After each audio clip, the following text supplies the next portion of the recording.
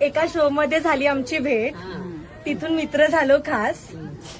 Dance partner ते life partner असा होता आमचा प्रवास.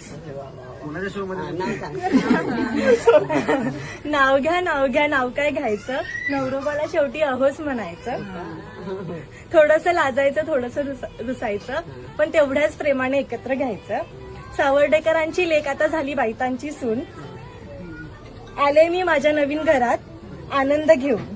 लाडकी माझी मोठी जाऊ, तेवढे साधे भोळे माझे धीर. अशा माझ्या नव्या घरात राहायला झाले मी अधीर. रिया रिशांची